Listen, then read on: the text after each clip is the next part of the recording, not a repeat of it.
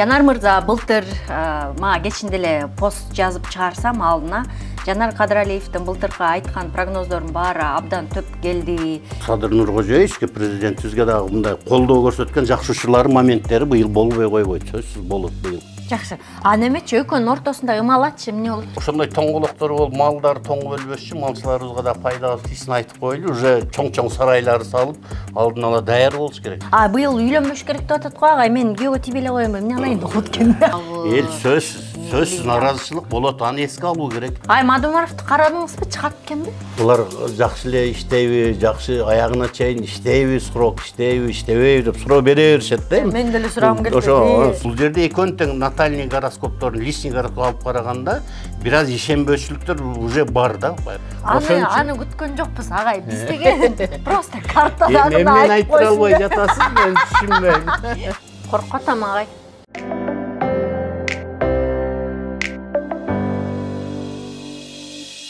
Саламатсыздарбы, урматтуу YouTube каналымдын көрүүчүлөрү. Биз былтыр жаңы жылга кирип жатканда 2023кө астролог, физика математика мугалими Жанар Кадыралиев менен маек куруп, бул келаткан 2023 жылда эмнелер күтөт, эмнелер кандай окуялар болот деп саресеп салганбыз. Быйыл дагы мына ошол өзүбүздүн салтыбыздан кайтпай астролог агайыбызды чакырдык. 2024 жыл кандай жыл болот, эмнелер күтөт, кандай окуялар болот, мына ушул тууралуу сүйлөшөбүз. Бизде мейманда физика математика мугалими жана астролог Жанар Кадыралиев. Саламатсызбы? Амансыңарбы? Жанар мырза, былтыр мага кечинде эле пост жазып чыгарсам алдына Жанар Кадыралиевдин былтыркы айткан прогноздордун баары абдан төп келди. Эмне үчүн быйыл сен андан интервью албай атасың деп урушуп жазды бирөө. Анан коку эртең алганда мына эртең менен алам, жакында чыгып калат деп айттым. Өзүңүз мындай мурунку айтканыңыздарды саресеп салып, 2023 жылда кайсы айткандарым төп келди деп карадыңызбы?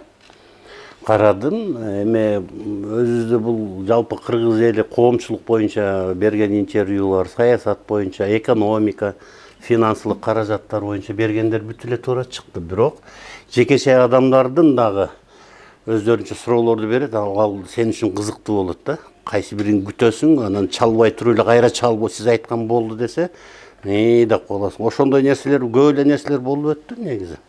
Биздин программа боюнча айтыңыз. Бизде берген программалар боюнча быйылкы 23гө айтылганбы? 23гө айтылгандар эми өзүңөр деле көрдүңөр да. Туура чыккан, кайсылар туура чыкты. Айтпайсызбы? Кайсылар туура чыкпады. Аны эми силер бере бергиле суроону, эмнеси туура чыкты, эмнеси туура чыкпады. Атамбаев чыгат дегенсиз, Атамбаев чыгат деп айтканмын. Аны эң жакын колдоочусу Анара Шабданова деген кыз бар. Анара Ниязбекова деп эки ат менен чыгып жүрөт. Ошо Анара Шабданова январдын 1-2 күнү чалды. Байке деп тим билем деп деп ыйлай берет да, качан чыгат, пожалуйста карап бериң. Мен айттым, Раиса Киммухамедовна эмне кылып жүрөт, башкалар эмне кылып жүрөт, аракет кылсын, 1,5 ай ичинде чыгат. Где-то февралдын орто чендери деп айттым. Мына запистер бар, мен голосовой кылып кийин жаздырып дагы жөнөткөм, менде сакталуу документ катарында кимишенбесе. Анан Атамбаев ден влюблен 14 февраль күнү чыгып калды окшойт. Чыкты, аябай кубанып, баягы кыз дагы рахмат, сизге дагы бир жолу таазим, ишендим. Мен деле таң калып калдым, Атамбаев чыгып калганда ошо. Айтып коюп, мынтип турдум. Бир гана ошо кызга ачыгын айтканмын да, ал эң жакын болельщик мына Сейит Атамбаев баласына дагы постоянно калууларды айтып турат, атаңыз чыгып кетсе, энди Facebook'та байкап турам да. Ошо чыгып калды, Атамбаев чыкканда мен прогнозум дагы туура чыкты, баягы Анара Шабдановага берген эмем деп, ал кыз Москвадагы, Питерде иштейт. Атамбаев чыкканда мен дагы прогнозум дагы бир жолу туура чыкты деп, мурдагы жылдардагыдай. Өзүм дагы деп калдым. Быйыл адамдарга, айрыкча жаштарыбызга айта турган нерсе, асмандын 2-6, 2 и 8 сектору. Бул финансовый секторлар да, акча. Жакшы жагынан актив, акча түшөт ошо адамга.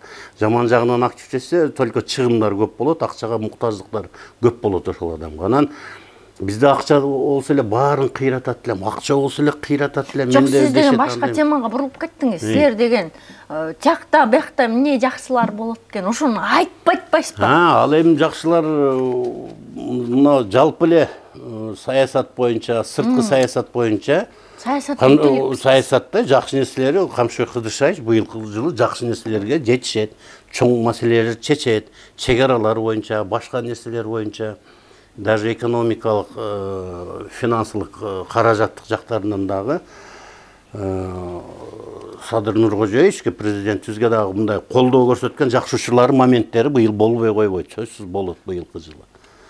Ошо айрыкча жылдын сиз атай мындай прогнозун салып карадыңызбы? Ооба, жылдын биринчи жарымында айрыкча. Ошо Камшыбек Кыдыршаевичтин Садыр Нуркожоевичке берген жардамы финансылык жактан оңолушуначы жардамдары чоң болот быйылкы жылы. Бирок бардыгын эле айтып кетебиз, бул айлар алдын ала көрүүчүлөрүбүзгө айтып коелу. Биз аталган 4 ай бар, Чыңалуу абалында өтөт. Ошол убакта саясатта деле, жалпы адамдардын жеке жашоосунда Чыңалуу абалдар байкалат. Жалпы саясатта деле, адамдардын жеке жашоосунда деле. Бул август айы, сентябрь айы, октябрь айы более-менее тынч өтөт, ноябрь, декабрь айы Чыңалуу абалында өтөт. Вот ошондо Камшыбек Кыдыршаевич Садыр Нуркожоевичке бир аз ошол убакта мындай жоопкерчилик артылып, көп жоопкерчилик менен иштеп, көбүрөөк күндөп түндөп иштөөгө туура келип калат да. Чыңалуу абалдары саясатта билингендей, мамлекет башында турган саясатчыларга тем более билинет. Ушу 4 ай ичинде ушу 2 адам мамлекет башында көбүрөөк иштөөгө, орустар айтмакчы в поте лица дегенде көп эмгектенүүгө туура келет. Чыңалуу деген ал эмне деген сөз? Ким чыңалат? Чыңалтат. Жылдын биринчи жарымында айтып атпайбызбы? Бул жерде ачыгын даже мындай факты менен сүйлөй турган болсок, Юпитер, Сатурн 2 планета бул жалпы коомчулук үчүн жооп берүүчү планеталарда жакшы түзүлүштө болот да, ошон үчүн жылдын биринчи жарымы жакшы болот. Октябрь айы, 8 ай жакшы. Жалпы көпчүлүгү жакшы болуп атат да. Ошондо эл нааразы болобу Чыңалууга? Чыңалууда эл нааразычылык сөзсүз. Эл сөзсүз нааразычылык болот. Аны эске алуу керек. Садыр Нуркожоевич деле Камшыбек Кыдыршаевич ушуга көңүл бөлүү керек. Ошол 4 айда биз айткан август, сентябрь, ноябрь, декабрда бул айды көп атап айтып кетебиз. Сөз чыңалуу болгон учурларда мамлекет башчыларында, жалпы эле башка саясатчыларда, адамдардын жеке жашоолорунда деле чыңалуу абалдары сөз байкалып өтөт да. Коңшулар менен тынч эле болот экенбизби? Коңшулар менен ушул именно азыркы аталган 4 ай ичинде айтуу кыйын. Ушул убакта эл аралык мамилелердин курчушу да болуп кетиши мүмкүн. Ошон үчүн жаман айтпай жакшы жок деген сөз бар го кыргыздарда. Улуу адамдар айткан. Жаман айтпай жакшы жок дегенде ушул 4 айда абайлаш керек саясатчыларыбыз. Аталган 4 айда. Ошолор менен өтө мындай осторожный мамиле кылыш керек да, кылдат мамиледе болуш керек. Аталган 4 айдачы. Садыр Нуркожоевичти карадыңарбы? Садыр Нуркожоевичти карап чыккам. Ооба. Эмне экен? Эми бул кишиники көп бая потенциалдары, плюс жактары мындай айтканда ишке ашырылбай жатат да. Тилекке каршы ошол жаман болуп атат да. Ошонун бул кишиде омат өтө күчтүү. Кайсы жагынан дешиңиз мүмкүн. Оматта именно финансылык жактан. Бирок ошону кыргыз элине иштеткенге баягы көпчүлүк адамдар, бул жерде эми 4-5 адам аракет кылып жатат да. Эми ошо Садыр Жапаров менен Камчыбек Ташиев, жак өлүндө да 3-4 адам бар, 5-6 адам эле аракет кылып атат. 5-6 адам бул аз да. Эгер бир 20-30 адам баары биригип туруп, могу Россиянын, Европа күчтүү, Американын немелери баягы оппозициялык фракциялардан бери бириктирип алып, чогулуш алып барат го мамлекеттик кызыкчылыгы. Ошондой болгондой бүт ар тараптагы партиялардан, фракциялардын жетекчилери чогултуп, кеңешип, кана иш алып барышса, Садыр Жапаровдун да президентибиздин, Камчыбек Ташиевдин да иши жакшы кетет. Сөз ошолор менен чогуу биргеликте кеңешип иш алып барыш керек. Баягы одна голова хорошо, две еще лучше дегенде, эки баш жакшы дегенде кеңешип. Азыр бул эки киши ана 4-5 адам эле кеңешип иш алып барып атышат. Бул көп результат бербейт да. Понимаете, потому что булар эң секретный немелерди, бир кайсы бир темаларды талкуулоодо, башка болгон учурда 4-5 адам кеңешип чечип атпайбы. Эгер 20-30 адам биригип көбүрөөк чечсе, булар дагы эчияттанат да. баягы утечка информация деп коет. Важный баягы мамлекеттик бир сырдуу нерселерди кабыл алыш керек. 20-30 адам болсо сыртка маалымат чыгып кетет, утечка болуп кетет, булар да кошкусу келбейт.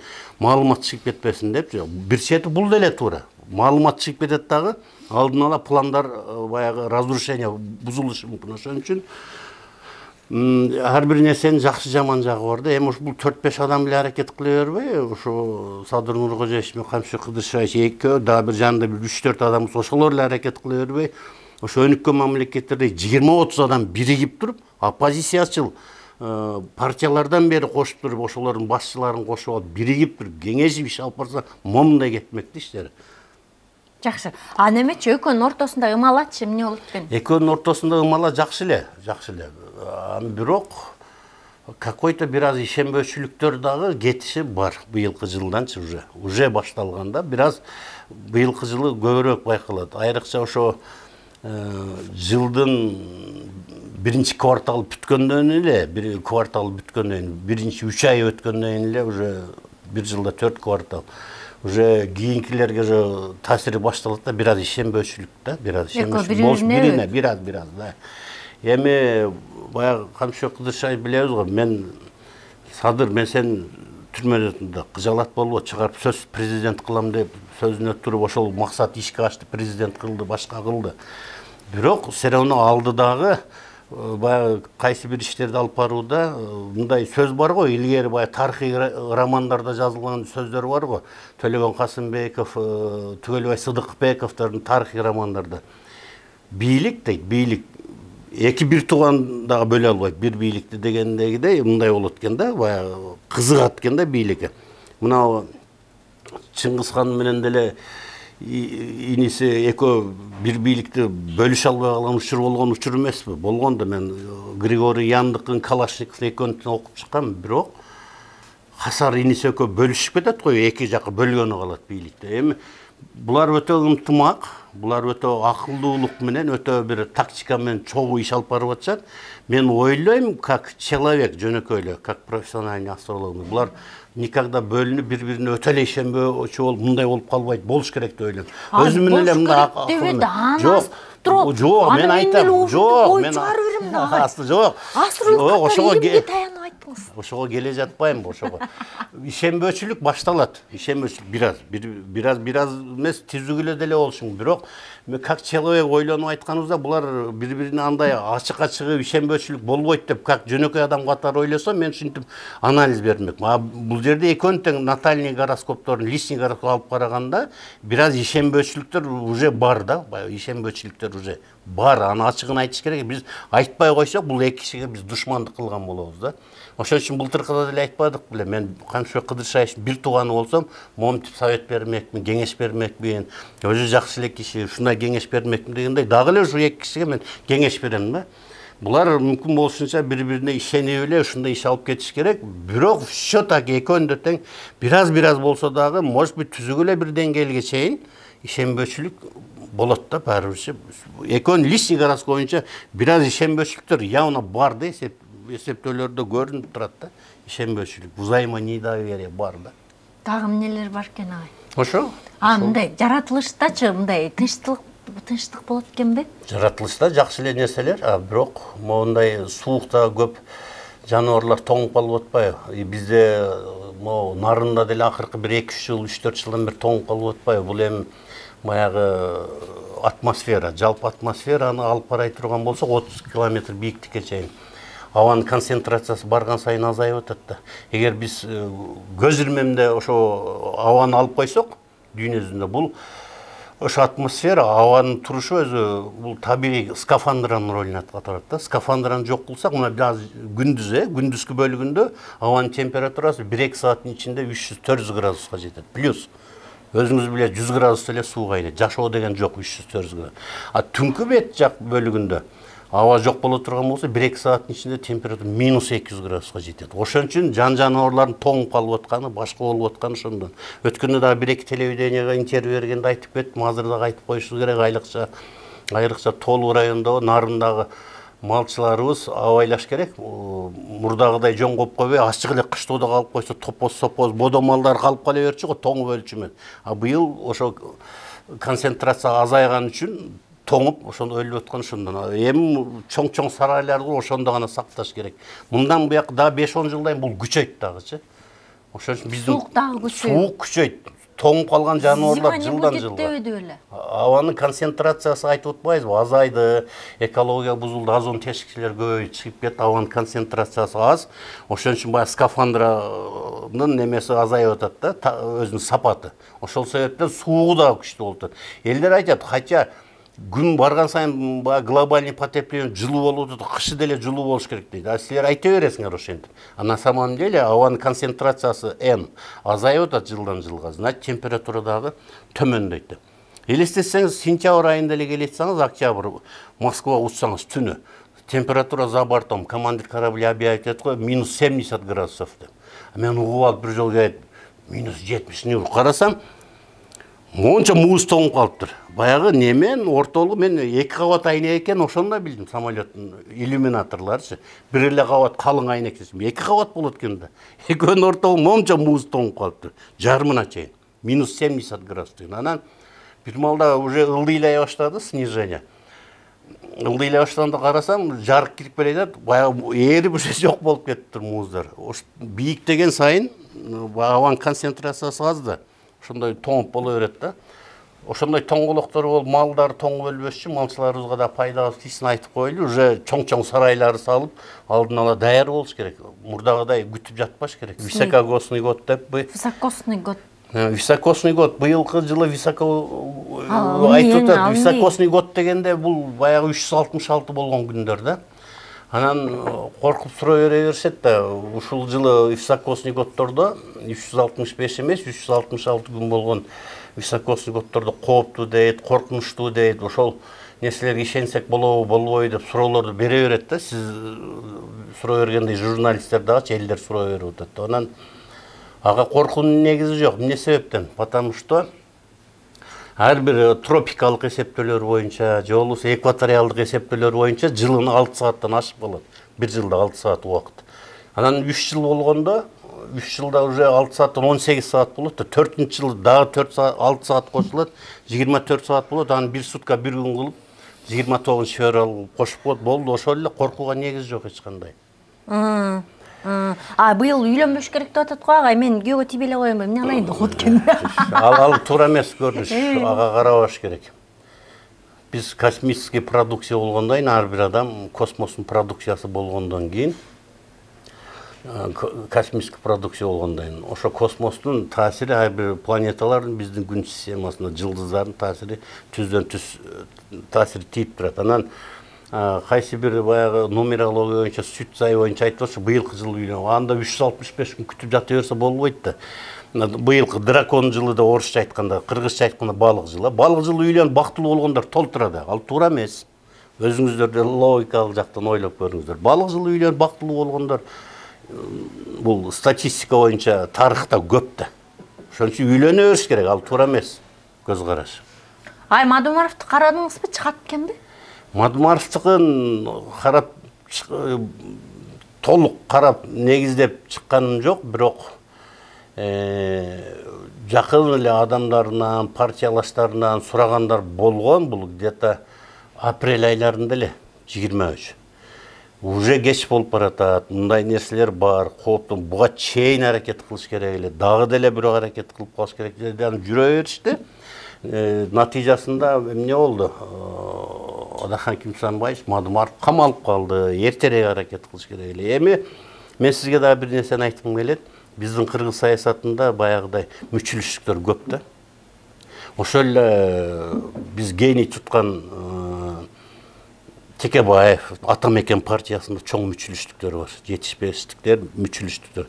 Ошол эле бүтүн Кыргызстан Мадумаровдун партиясында мүчүлүштүктөр бар. Ар бир бизде чоң саясатчыларда, чоң чиновник кызматтарды ээлеген чиновниктердин өздөрүнүн командасы менен иштейт, чоң мүчүлүштүктөр бар да. Ошол мүчүлүштүктүн айынан дагы келип Атамбаев Мадумаров камалып калды деп ойлойм да. А бул кооптуу нерсе бар эле. 9-9 сектор не бар, вот с негативной стороны активдешкен болчу. Мадумаровда кооптуулук бар эле, мындай нерсенин болушучу. Юридикалык кооптуу нерселерден камакка алынып калыш бул бар эле. Ошон үчүн баягы мүчүлүштүк дегенди айтып атпаймынбы? Мен ошо байкап жүрдүм да бүтүн Кыргызстан партиясында. Ошо Мадумаров келгенде, же Текебаев Атамекен партиясына келгенде, ошо Текебаев келген убакта мынтип жүгүрүп адамдар кыйын болот экен, активный артист болот экен да, артистка болушат экен. Неге? Көз сүрөтү өздөрү минтпейли, ай балдар кыздар тигин антпейли, минтпейли, активный боло беришет. Текебаев барында кет уже отурушат да. И бүтүн Кыргызстан партиясында деле ошондой мүчүлүштөр бар да. Мадумаров барында жүгүрүшөт, Мадумаров жокто жатышат, бардыгы элечи өз билгендейчи. Жакшы ат душа аракет кылган эч ким жок. Өлкөнүн башында деле эч ким жок болуп табагы. Каякта? Өлкөнүн башында деле. Өлкөнүн башында айтып атам го, бул жерде Садыр Нуркожоевич, да, 3-4 адам, 4-5 адам, 5-6 адам иштеп атат. Бул жерде азыр Садыр Нуркожоевич камчы кыдыршай аракет кылып атат. Да, 3-4 адам бар, 5-6 адам ат душы. 5-6 адам аз да, мен айтып атпайм сизге. Путин билесе, бүт мына Жириновскийге окшогон, Жириновскийдин көз ачыктыгы эмнеде болуп атат? Ал ошорда ЛДПР неме да? ЛДПР оппозициячыл партия катары көрсөтөт, бирок баягы чогулушта баарын угуп алат да, чыгып алып, балп айтып коюп эле, анын айткандары бүт чыгып атпайбы? Дүйнөлүк саясатта Россиянын айткан нерселери болуп атат. Ошону алдын ала эле Жириновский угуп алат, чыгып айтып коюш. Биздикилер ошон үчүн чогуу иш алып барса жакшы болмок деп атам да, бардыгычы. Ынтымак болупчу. Ооба агай, алар биз бийликпиз деп өзүнчө бөлүнүп албаш керек да, алар деген. Бизден жардам сураса болот, тиңден жардам сураса болот, кандай кылсак, эмне кылсак деп. Туура элде туруп түз кеңешип кылса, анан биз тиянын колдойбуз, биянын колдойбуз. Эл менен бийлик бири-бирине душман эмес да. Туура айтасыз, туура. Алар просто бизди момтуп алдыга жетектеп турган киши да. Алар жетектеп баратканда биз жаткыбыз келбейт да. Биз деле бир аракетибиз кылыбыз керек, жардам бергибиз керек, колуна кол, бутуна бут болбос керек. Жардам бергибиз келет, ооба. Мен айткан бага 20-30 адам эле жардам бербейсиз, туура айтты. Жалпы эл эле жардам берсек жакшы болмок. Ага деген, алар ачык болуш керек да. Мына биз ачыкпыз. Давайте момундай кылалы, тинтели, минтели деп элди ынтымакка чакырыпчы.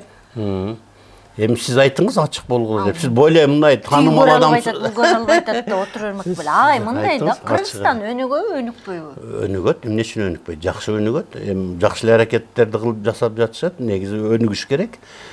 Өнүгөт. Өнүгүүлөр эми баягы Москва строилась не в один день дегендей, бир күндө Москва курулган эмес деген акырын ишке ашат. Эми жакшы аракеттер ишке ашып жатат. Негизи оң болуш керек, бара-бара бир 1-2 жыл өтүп, 2-3 жыл өтүп, 3-4 жыл өтүп барган сайын күчөйт да. Мына эми азыр көрүп атпайбызбы? Этаж үйлөр көбөйүп атат, башкалар чоң-чоң мурдага караганда жакшы мектептер салынып атат, башка уже нерселер бар да. Агай, сиз дегенче мен деле өнүгөт деп үмүт кылам да, көрпөндөмүн да. Сиз андай илимий жактан астрологиялык немесин Кыргызстан туулган күнүн немеге салып алып, карайсызбы? Жок, караган үчүн баягы жыл сайын берген прогнозлор точно чыгып атпайбы? Ай-айына чейин чыгып атпайбы? Былтыр аябай эмоционалдуу оппозициялык көз карашта башка жанар болчу. А быйыл жошуп, позициялык көз карашта жанар болуп калыптыр. Ал эмнеси экен? Жок, эми жок, мени мынтишти да, мени тажата беришти да адамдарчы. Бул деген эмне? Булар жакшы эле иштейби, жакшы аягына чейин иштейби, срок иштейби, иштебейби деп суроо бере беришет да. Мен деле сурагым келди. Ошо сурашат, азыркы бийликтегилер жөнүндө, азыркы бийликтин башында турган адамдар жөнүндө сурайт. Паланчаев, Түкүнчөев деген бир 5-6-10 адам жөнүндө сурашат. Мен айтам, мен алардын баарыныкы мен жекече түзүп отурган биринчиде мен силерге милдеттүү эмесмин дейм. Жооп бергенге суроо бергендер өтө көп. Анан булар акыркы срокко чейин иштейби, же болбосо дагы кийинки срокко чейин калып калабы, ал бул дейт. Мен анын баарын айтып отурганга силерге биринчиден мен үчүн кызыкчылык жок дейм. Экинчиден бул адамдардын бийлик башында тургандары мен жамандык, жакшылыгын көргөнүм жок. Булардан бир жаман нерсе мага болгон эмес бирдеки дейм. Так что мен бул кишилерди жаман деп айтуудан алысмын. Так что менден бир жаман прогноз берет экен деп күтпөгүлө деле сразу эле мындай түз эле айтып коем да, өчүрүп коем да. Вот. Аны күткөн жокпуз, агай. Биз деген просто картадагы эмнени айтыра албай жатасыз, мен түшүнбөйм. Эмнени айтыр минтип, сууруп айтыра албай атасыз да. Агай, сиз качаттайсызбы? Сиз качып атпайсызбы? Жок, эми Назира, мен айтайын. Кыргыз эл үчүн күйөм да, мен деген бийлик менен кыргыз элинин ортосундагы мост көпүрө менмин. Жок, Назира, мен сизге да бир секрет айтайынбы? Мындай астрологиялык, мындай өзү бай 3 жылдык курстар бар, 5 жылдык курс бар, 5 жыл ошо астрологияны окуп бүтүп атканда айтат, мисалы адамдын өлө турган причинасын, эмнеден өлүшү мүмкүн ден соолук боюнча айтып кое бергиле дейт. Бирок кайсы жылы, кайсы айлар аны айтпагыла дейт, качан өлүшүн. И политика боюнча саясатчылар да катуу талкуулабагыла деп катуу эскертет да. Дипломун берип атканда. Ошон үчүн мен азыр бул биздин мамлекет башчыларды, ошол эле Садыр Нуркожоевич, Камшо Кыдыршаев, алардын ордунда башка мамлекет башчылары болсо деле, алардын биз жакшы жагын гана айтышыбыз керек. Бизге үйрөтүлгөн эреже, правилалар боюнча жакшы жактарын, минус жактарын эч качан айтпашыбыз керек. Потому что биз не имеем права алардын минус жагын публично толковать эткенге биздин акыбыз жок. Ошон үчүн мен ачык айта албайм. Былтыр айтканбыз, Жок, мен анда былтыр. Жок, мен былтыр мынтип айткам, былтыр. Жок, мен мынтип эле айткам анда, эгер мен бир тууганы болсом деп айткам. Кайсы бир адам бир тууганы болсом, ушинтип кеңешимди бермекмин деп эле айттым. Бул адам жаман дегем жок. Эки киши жөнүндө сөз болгон, экөөнү тең элем. Экөө тең эле жакшы киши. Быйыл бир тууганча кандай кеңеш беребиз? Быйыл деле бир тууган катары айта турган болсок, айттым го, бая 4 айда этият болуш керек бул эки киши. 4 ай ичинде. Кооптулук жаратат. Бул оппозициячыл партиялар жаратышы мүмкүн, же ички күчтөрбү, же башка күчтөрбү иш кылса, саясатта чыңалуу абалы ошол 4 айда баягы август, сентябрь, октябрь тынчыраак өтөт, ноябрь, декабрда чыңалуу абалдары бар саясатта да. Ушул убакта ушу мамлекет башчыларыбыз абайлаш керек. Өнүгүп өсүү жөнүндө айтыңызчы, жакшы. Өсүп өнүгүү боюнча ачыгы бир где-то 5-6 жылдан кыйла жакшы өнүгүү башталат. Эмне себептен бизде азыр Луна активдешкен боюнча турат, негативный стороны. Көңүл буруп карай турган болсок, мына караңыз, 2010-жылы неме кетти, 2005 Акаев кетти. 5 жылдан эле 2010 кайра эле ким кетти? Бакиев кетти. 2010-дон 17 кимге чейин бул иштеди? Атамбаев. Ошол убактарда бир аз стабилдүүлүк болуп турду, саясатта деле элдердин жашоосунда. 2011-ден 17-ге чейин. Сооронбай Жээнбеков 17-ден 20-га чейин 3 жыл иштеди, ал дагы кетти. И мындай немелерди алып карай турган болсок, бир кырсыктар, табигый кырсыктар, могу Баткенский 2 жол события болуп кетти. 21-жылы, 28-апрелде, 22-жылы сентябрь айында. Ошол нерселер болуп кетти. Ошол нестабилдүүлүктүн бардыгы, стабилдүү болбой аткан нерсенин бардыгы ошондон да. Луна жаман жактан активдешип турат бизде. Ошонун таасири, да, ошонун таасири дагы 5-6 жылдай мунун таасири күчөп бараткан үчүн точный градуска чейин неме деп коет, сходящийся аспект деп коет. Точный градус түзүлгөндөн расходящийся аспект дейт, күчү кайта баштайт. Ошол терс неменин, терс түзүлүштүн күчү да 1-2 жылдан кайта баштайт. Анан ал уже расходящий аспект өткөндөн 5-6 жылдан кийин Лунанын бая терс таасири жоголот дагы, только жакшы жагылат, 5-6 жылдан жакшы өнүгүүлөр башталат. Ким президент болбосун, ким гана президент же ким гана премьер-министр болбосун, кимдер министр болуп келбесин, жашоо более-менее жакшы жакка оңоло баштайт да. Анан дагы бир кызык нерсери, биздики менен Өзбекстан, Узбекстан локальный карта боюнча алып караганда немебиз бир да. Туулган күнү дагы эгемендүүлүк. Баягы эгемендүүлүктү алар башка күнү алгандыр, бирок баягы немеси боюнча личный гороскоп боюнча баягы туулган сааты дегенде жекече личный гороскопун алып келгенде Кыргызстан Өзбекстандык аябай жакын. Ошон үчүн да баягы бизде суу боюнча кээде маселе болуп калат. Баягыда бизде бир 16-жылдар бир мындай нерселер болуп атып, баягы Шведияда эмнелер өрттөнгөндө бизде баягы иштеген адам кыргыз жарандар. Буларда 40-дан ашык адам өрттөнүп кетти автобусда. Бир эле учурда байкоо жүргүзүп көрсөк, жакшы нерсе бизде болгондо Өзбекстанда болот, бизде жаман болгондо Өзбекстанда да жаман нерсе болот. Өзбекстан менен биздики аябай окшошуп калган да. Аябай окшошуп калган. Аны мен бай изилдөө иштерин жүргүзүп туруп локальный бір дүйнө жүзү боюнча мамлекеттер. Ошол жерден Кыргызстандыкын таптым, Өзбекстан экөөнүн сааттарынан бери бирдей, туулган сааттарынан бери. Вот, ошо жакшы нерсе болсо жакшы, мындай болсо мындай. Анан жарашканда да бир убакта жарашат. Бизде чыңалуу, алар да чыңалуу, алар да чыңалуу, бизде чыңалуу. Бизде жакшы, алар да жакшы. А мына дагы жакшы, Мирзиёев келгенден жакшы нерселер башталды да. Аба Каримовдун убагында эмне болуп атты? Үңкүртоодо эмне болуп атты? Кирип алышып башка болду. Кийинки жылы кирип алды күз айларында. Алар да чыңалуу башталды, бизде чыңалуу башталды. Ошондой да биздики мындай аябай жакын да Өзбекстан менен. Личный гороскоп жекече. Агай, сиз жана жыл сайын гороскоптордун кимиси быйыл кандай болот, ким оңолот, ким болот деген сыяктуу неме чыгарасыз го? Прогнозчу төлгөчү. Быйыл кайсы гороскопторго күн жылмай ят экен? Күн жылмайышы жакынкы бир 5 жылга чейин жалпы эле Кыргызстандын 60% пайыз эли 60% жакшы өнүгүүгө кетет финансылык жактан. Анан сиз ошо төлгө боюнча дейсиз, буну ушул өзү туура эмес, журналисттер өзү туура эмес которгонсуңар. Төлгө деп Жылдыз төлгөдө астрологический прогноз, ушундай астрологиялык эсеп жок. Төлгө дегенде бул жакшы эмес. Кемпирлерге окшоп, чалдарга окшоп 41 таш таштап коюп, минтип отуруп, анан андай төлгө бул кыйын эсептөөлөр болуп атпайбы? Эсептөөңүз анан мен биз азыр ушул жерде кыскарма кылып айтып кетейин. Могу бир ийне бул эми жок деп элестетели. Ийне ичке да. Бул горизонталдык окко абсцисса огунан баштап ийнени тизип баштасак бирден момтуп бул вертикалдык ок ордината огуна жеткенче 90 ийне атат. 90 ийне. 90 градуста транспортерден алганда. Ошо абсцисса огунан ордината огуна. Ошондо бир ийнени алсак караңыз. Бир ийне 1 градусту элейт. 1 градус. Мен эсептөөлөр 1 градустук эмес, 1 градустун ичинде 60 минута бар.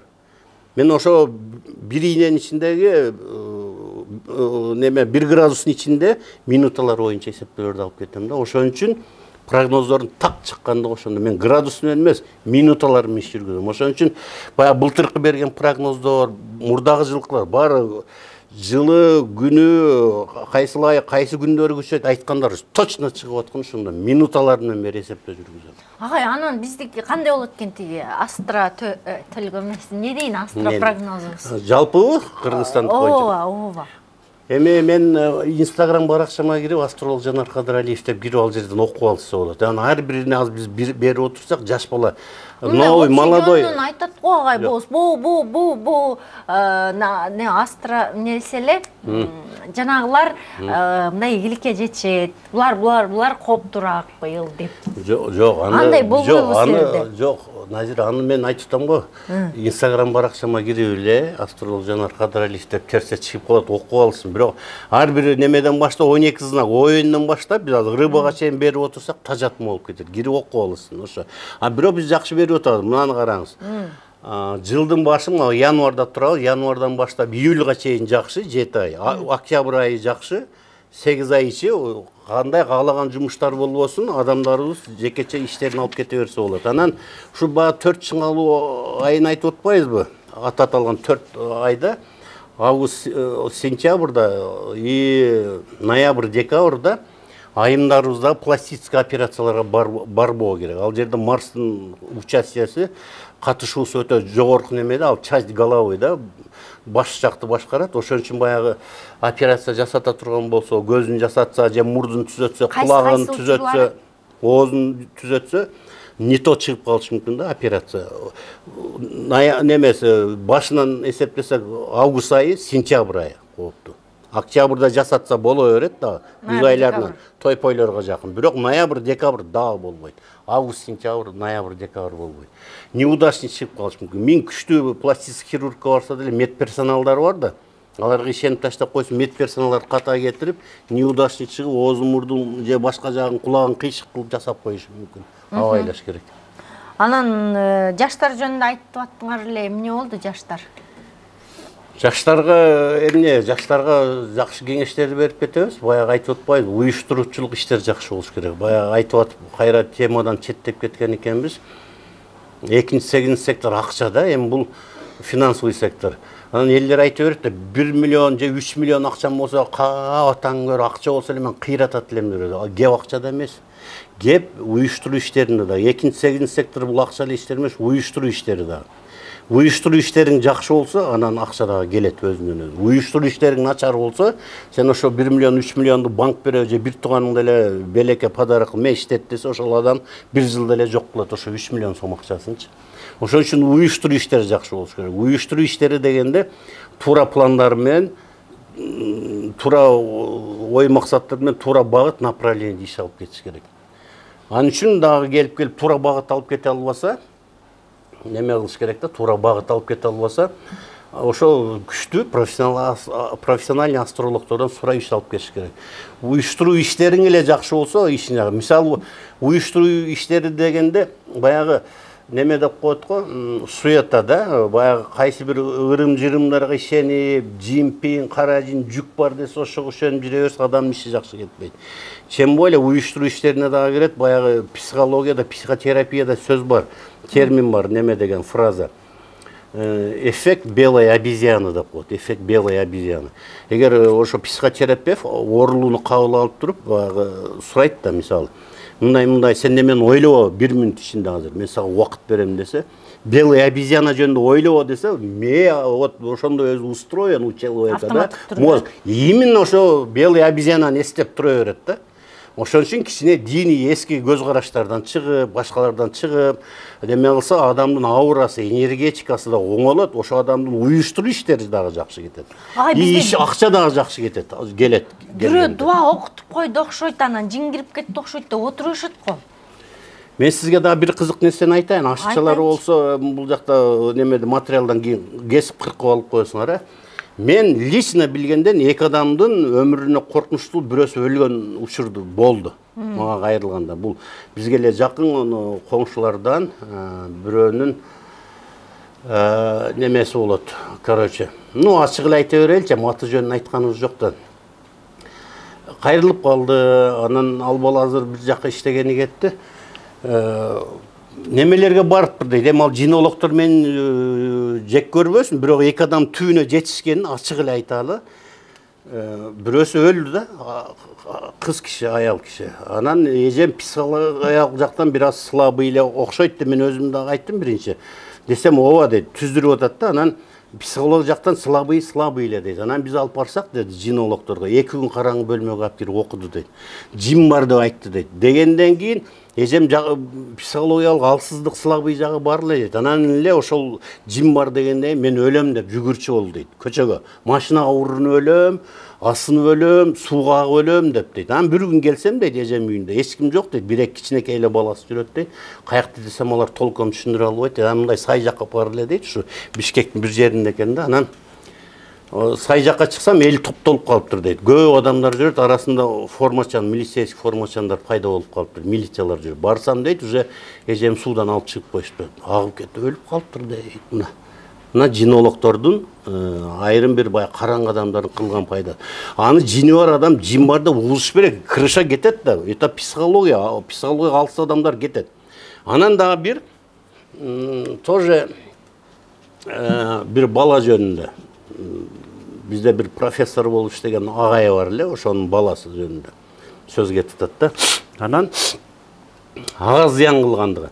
Алып барсак дейт, аны дагы 2 күн бөлмөгө алып кирип окуш дейт, жин бар деп дейт. Балам мага жүгүрчү эмес мурда. Ошол жин бар деген уккандан кийин дейт, 2 күн бөлмө, караңгы бөлмөдө окугандан жин бар деген уккандан балам мага бычак көтөрүп жүгүрчү болду дейт. Мен сени сайып өлтүрөм, союп өлтүрөм деп дейт. Анан вот көрдүңүзбү, ал профессорго ошондой болду. Берки родительге билгизбейт дейт, мен өмүрлүк жарымы, мени өлтүрөм дейт. Анан ошол бөлүп койдум дейт. Апасы экөө ал жакта жашап атышат, башка эми өзүн карабайт дейт. Мен жашабайм дейт. Баш сашын да жуубайт дейт. Өзүн жоготуп койгон, болсо с отличием, кызыл диплом бүткөн дейт.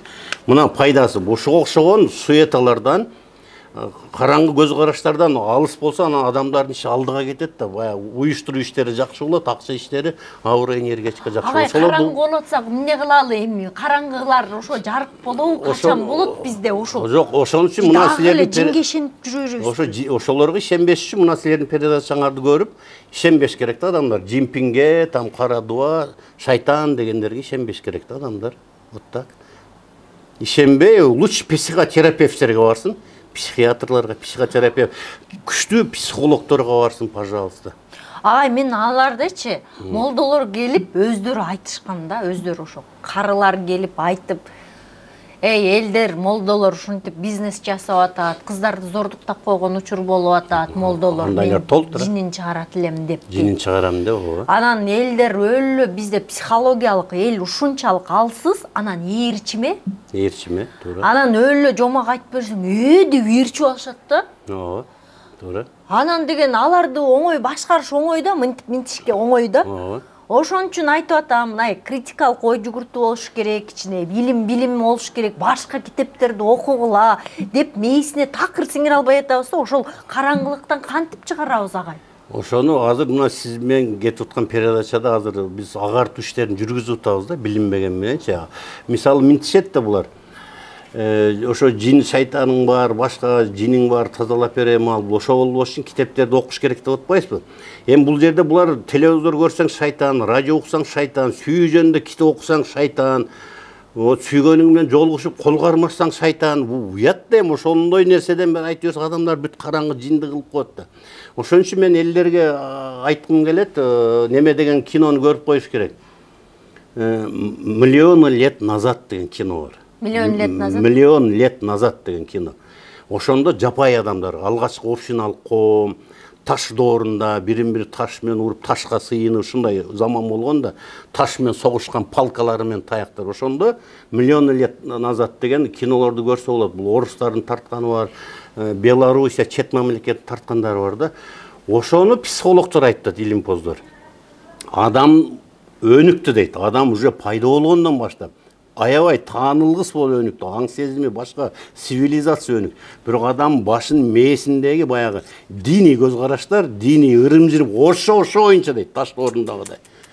Ошо кинону көрсөңөр, бир команды таштап жиберип, аны сайып өлтүрүп, башка кылып атат, ошол жерде башкача болуп сыйынып, бийлеп, жапайы болуп, башы болуп ошондо. Аң сезим ошол боюнча калтырат экен да. Мынау баягы Маркстын Карл айткан сөз эң туура экен. Дин бул адамдардын башын айландыруучу опиум деген эң туура экен да. Мына мен айткан баягы кызды өлтүрүштү, а берки бала апасына бычак көтөрүп, мен сени союп өлтүрдүм деп жүгүрчү болуптур. Ошо жин бар деген. Ошону укпаса психотерапевттерге барса ал антпейт эле да. Суицид көбөйүп кетти. Анан мени окутуп атат деп эле, анан ушинтип өзүн өзү кол салгандар абдан көбөйүп кетти. Психологиялык алсыздык. Алсыздыктан билимге, врачтарга, психологторго, психотерапевттерге барбайбыз. Ооба, туура. Биз оңой көз ачыкка барыш, же болбосо молдого барып дем салдырып коюш, ошондой кеп болуп атат. Ошого барбаганда мына кесепеттер болуп атат да. Илимге, билимге жакында эле астрологиядагы илим экенин дагы бир жолу айтабыз. Жөндөн-жөн оюбуздан чыгарып алып аспандан көктөн алган жокпуз. Жылдыздардын таасири сөзсүз түрдө тиет. Сөзсүз тиет. Анан агай сиз өзүңүздүн курсуңузду ачып астрологторду тарбиялатпадыңыз беле? Жаңы элдер кызыккандар бар бекен? Бар экен. Күчтүүлөр чыкчыдайбы? Окуткандар, окуткандарын. Анан баягы немеде ойлогон ойду кыстаган турмуш жеңет деген. Анан келип эле баягы неме күчтүү болот экен да, практика эжең дегендей күчтүү болот экен да. Анан буларды окутканда кээ биринин кабыл алуучулук, жөндөмдүүлүгү башкача болот экен. Кээ бириники күчтүү, кээ бириники орточо. Анан карап көрүп, дедим, жөн эле коюш керек экен. Ишенесизби, компьютерди жөн иштете алышпайт. Анан мен кантем? Программаларды жөнөттүм, момунтип иштеткиле, мынандай программалар бар, астрономический, момунтип иштетти. Компьютерди момунтип басасың, баягы бир картина турса окно. Ошону мынтип перемещение кылып туруп, вот держишь, да, сдвигаешь. Ошону кыла алышпаган ушундайлар бар экен, кыйналдым. Бирок память өтө күчтүү экен, бир кызды окуттум айтмакчы Россиядан. Аябай память эске тутуусу күчтүү да. Ал өздөштүрүп аз тыкылдап калды. Түзүп, азыр мени тырыштырат да. Мондай эме, мындай эле го деп уже үйрөндү. Өзүңүз математиксиз, физиксиз, ошон үчүн астрология оңой болот да. Биз математик, физикасы жок, илими жоктор эмне кылалы? Эми ошону окуп мындай кылыш керек да. Анан дагы жакшы суроо бердиңиз. Бир кыздарыма тоже айта кетейин. Мен чоң ачылыштарды ачып койдум десем болот. Эми адамдар айтышы мүмкүн. Эмнени чоң ачылышты кыйратыптыр деп. Между прочим, бизде могу европеоид расасы, монголоид расасы, негроид расасы бар го. Монголой трассасының, мысалы, қырғыздардың бір плюсуыз бар. Елімізге мотивация, мотив болсыншы. Мейс өте қиын іштейді қырғыздардың, мына япондарды ойлы, корейстердікіндейші. Ошон үшін мына микросхемалардың ең өніккен жері азыр Япония мен Кореяда. Қырғыздардың да башқа қату іштейді шындай. Потому что біз емнебіз Монголой трассасына кіреміз. Азиаттар башы өте қиын іштейді қырғыздардың. Нобел сыйлығын алған лауреаттар Америкадағы бүт японского происхождения, китайского, корейского происхождения 70% Нобел сыйлығы лауреат. Қытай, Япония, Корея қандай өнікті ағай? Башы қиын іштейді. Біз 7 миллионбыз, біз деген ошолордун бир эле шаарыбыз же бир эле айылыбыз. А биз өнүкпөйсө канан башыбыздын иштеген. Баш иштейт, бирок уюштуруу иштер чатак болуп атпайбы бизде. Мына мамлекет башчылары ушу 30 жылдан бери эле Акаевдин башынан бери эле илим билимге көңүл бөлүш керек. Мен сизге сразу эле мындай маалымат катары Дүйнөлүк банктын берген маалымат боюнча маалымат бере кетейин. 3 жыл мурда калган маалыматын. Биздин Кыргызстан мындай золото-валютный резервибиз, биз золото-валютный резерв, акчага алтын түрүндө сактаган байлыгыбыз 3,5 миллиард доллар да. 2,5 миллиард доллардан өйдөлө, азыр 3,5 миллиардга жетип калды болуш керек. Бирок анан могу Кореяны эске алайлы.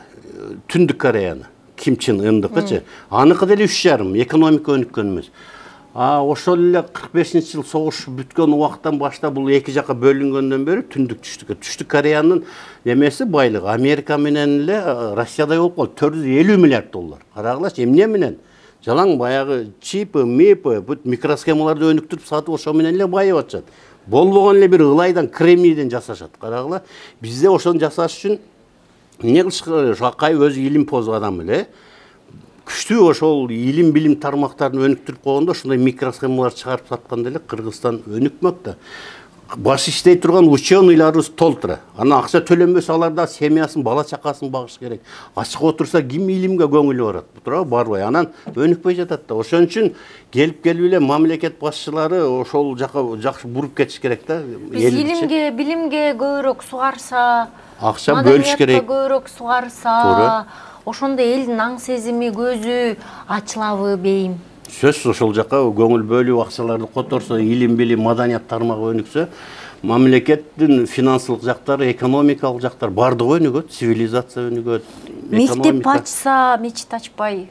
Конечно, мечиттегилер көрүп атабыз. Арабтар бизге укмуш баягы немелерди үйрөткөн болот, өздөрүн карап отурсак баягы иптардап коюшат экен го, ооз ачкан жерде баш чоңураак дасторкон жакшы коюлган жерлерде тарса турс мушташып кетип атышпайбы, дасторкон талашып. Фейсбукта көрүп атпайбы, эми аны көрүп туруп жаштарыбыз эмне пример алат. Жакшы жактарын алса болот, конечно. Сон агай, аябай кызыктуу болду. Демек, быйыл жалпы жонунан тынч эле жыл болот экен. Тынч эле жыл. 4 айдан баштап. Жыл соңунда гана биз абайлап иш кылышыбыз керек экен. Жеке эле саясий окуялар эмес, өзүбүздүн жашообузда дагы чыңалуу болот дейт агай. Ошо баары аталган 4 айда. Ошон үчүн ошол жаатта абайлаш керек экен. Жалпы жонунан анан дагы бир нерсе айта кетейин, ошол 4 чыңалуу айын айтпадыкпы? Август, сентябрь, ноябрь, декабрь. Быйыл сиз 4 чыңалуудан башка эчтеке айтпайт экенсиз. Жок, ошону айтып, эл кыжалат болушу мүмкүн да. Ошол айлардагы ошол учурда кайсы бир адамдардын жекече планеталары, жекече баягыдай немелери, наталдык элементтер жакшы жагынан активдешсе, асман телолор, ал адамдарда деле жакшы момундай нерселер боло берет. Ошол үчүн көңүлүңөрдү чөгөрбөгүлө период алга деп айткым келип атат да. Ошол айларда деле жакшы боло берет кайсы бир адамдарда. Ошон үчүн көңүлүңөрдү кыргыз элин чөгөрбөгүлө деп кайра мындай маанайларын көтөрүп кетким келип атат да, ушу жаңы жыл астындачы. Коркот агай. Эмнеге коркпош керек? Агай мындай алдын ала бирдемкелерди айтып койгондо ошого ишенип алып, анан аябай бүтүп, анан кайгырып, переживать эте бересиң го. Антпеш керекпи? Ооба, жок, эми биз алайда өтө эле коркунучтуу эмес да негизи. Бираз мисалы кимгедир бирөөлөргө акча жагынан тартыш болуп отур ушул 4 айда. Кимдир бирөөгө ден соолуктан проблема болуп отур ошол үчүн. Кимдир бирөөлөр жумуштан кетет, карьерада проблема. Кимдир бирөөлөрдө сүйүү жагында проблема. Кимдир бирөөлөрдө үй бүлөсүндө какой-то үй бүлөсүндө проблема. Ушундай болуп кете берет да. Баягы өзүнүн жылдыз белгисине жарашачы. Сон, рахмат агай келип бергениңиз үчүн. буюрса Кыргызстан өнүгүп өсүп, да жыл сайын прогноздорубуз жасайбыз. Жыл сайын, жыл өткөн сайын прогноздоруңар дагы жакшы боло берсин, дагы позитивдүү болуп, Кыргызстан өнүгүп өскөн, дүркүрөй турчу мезгилге келдик, анан укмуштуудай адамдар болот, дүйнөгө таанылат. Кыргызстан өнүгөт. Агай спорт жаатында эмне караган жоксузбу? Спорт жаатында деле ошол өнүгүү барбы? Мындай да, Назира, баягы Маданий жаатта өсөбү? Неме деген сөз бар да. Что вверху, то и внизу деп коет астрологияда. Асманда эмне болсо, жерде ошо болот. И дагы бир жакшы сөз бар го, солнце светит всем одинаково деп. Баарына бирдей дегенде. Ошон үчүн могу жакшы айларда дегенде маанисин силер түшүнбөйсүңөр да. Мындай көпчүлүк эле адамдарчы 4 ай 8 ай жакшы деп атпайбы, ошондо кимдир бирөөлөргө ар тараптан жакшы нерселер боло берет, жылдыз белгиси боюнчачы. Анын ар бирине кыскача токтолуп убакыт кетирбейли деп атпайбы. Анын баягы айтылган 4 чыңалуу келген убакта жылдыз белгисине жараша ар тараптан чыңалуу нерселер боло берет. Бирок ага көңүл чөгөрүп отура бербеш керек. Жакшы жекече планеталар активдешкен учурда, жекече асман чалалар, жакшы нерселер боло берет. Ошон үчүн ошондой жакшы эле мотивация берип кетели. Жыл негизинен жакшы болот, жакшы жылдардын бирине кирет. Ошон үчүн мына жылдын башында турабыз. Агай финансылык жактан байыптап атышпайбы быйыл? Финансылык жактан быйыл бир 5 жылга чейин жакшы. 60%. Баядагы айтып атып, кээ бир сөздөн бурулуп кетип аттык да. 60% элибиздин жакшы 5 жыл ичинде аябай бутка турган учурлар болот.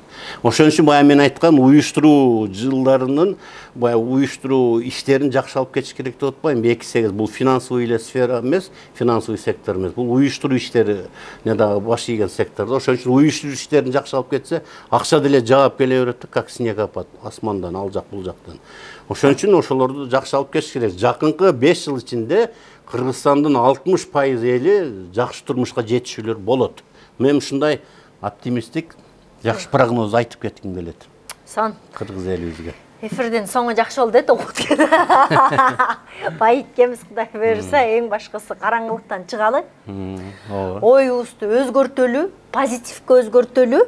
Анан китептерден көп окуйлу, илимдүү, билимдүү бололу, балдарыбызды сонун окутуп, чокутуп, мектептерге жөнөтүп, өзүбүз кошуп окуп балдарыбыз менен. Анан өсөлү, өнүгөлү. Анан могу жерде дагы айтылгандай нерсе болуп атат да. Мына силердин быйыл 3-чү жолу чогуу кетти, 2 жыл бердик.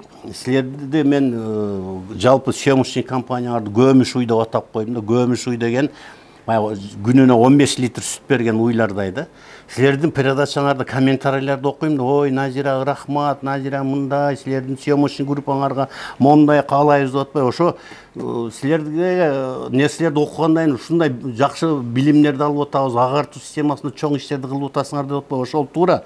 Ошол силерди агартуу иштерин жакшы кылганыңардын бир результатын айтып берейин, акыркы 2 жылда эмне болду. Бул баягы орустар айтмакчы, радует да, меня радует. Эмне бул?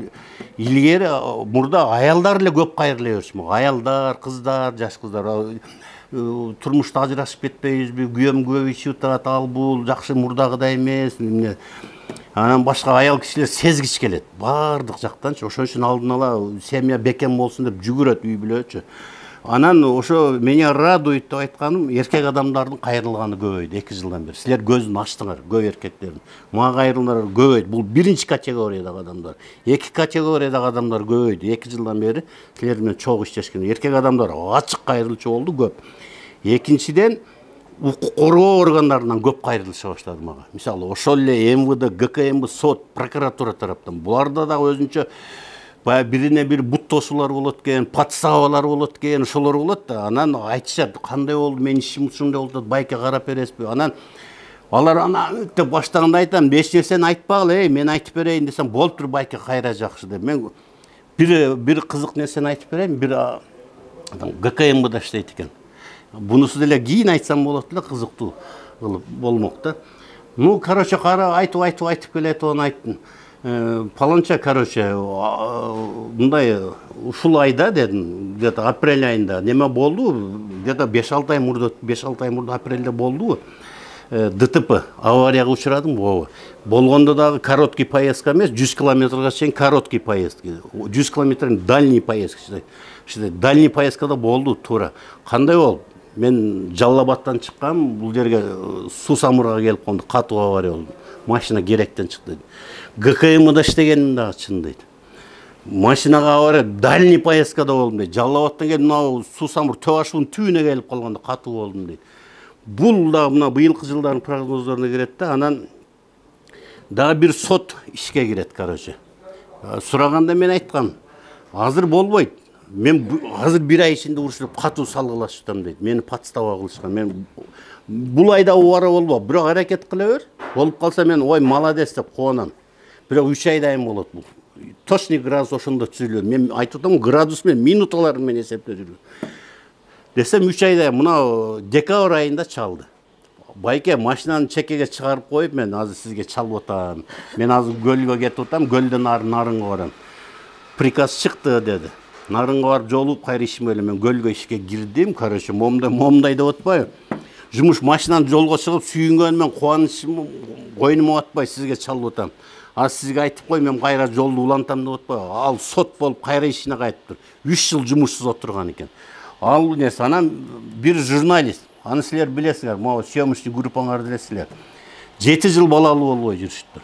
Анан айтты, быйыл биз иштегени кетебиз деп атабыз. Мен өзүм кетем иштеген, жаялым кетет.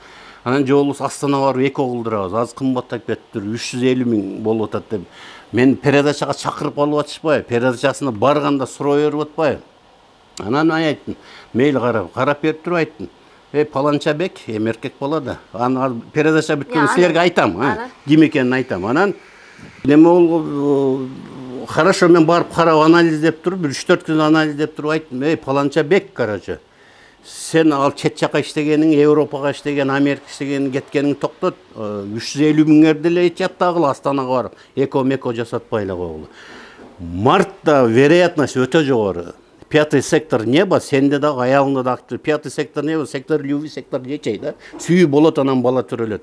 Эгер мартта болбосо, пожалуйста, в добрый путь. Апрелде кете бергиле, сен Европага же болсо экону да кылдыргыла, 350 000 берип Астанага.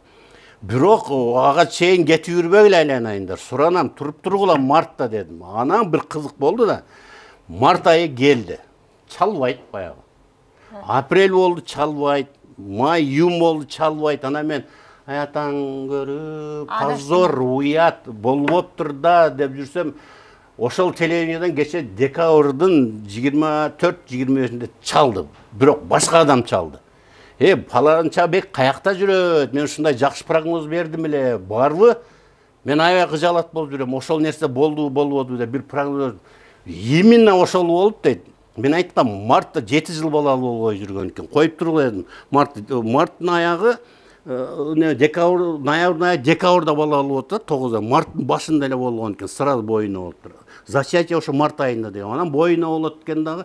Анан ошол чалган адам передача чакырат. Ошол гана паланчабек десем, ал ошондой иштеримен азыр отпускада эс алууда деди. Эмне болуп десем, балалуу болду. Ой, биле, айтып койбой эле мен деп аябай сүйүндүм. Не себеп? Потому что эгер мурда эле айтып койсо, аялым боюна болду. Мындай десе мен деле анча кабыл албай айттым. Прогноз чыгыптыр деп, обычный прогноз деп ручканы ыргытып коюп жүрө бермекмин да, маани бермек эмесмин, тоготмок деле эмесмин, баягы орундалган прогноздун бири демек. Мен уят болдум деп жүрдүм да 9 ай.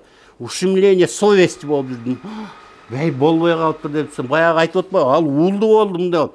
Айланайын, эмне айтып койбойт мага, номерин жөнөт азыр, мен атаң Оосурайым баласы, мен урушам, лекция окуп урушам дедим десем, карасам ал баланын Паланчабектин номери жүрөт менде. Чал, ушундай болуп тургой, эмне именно март айында болуп тургой, могул убакта төрөдү деди.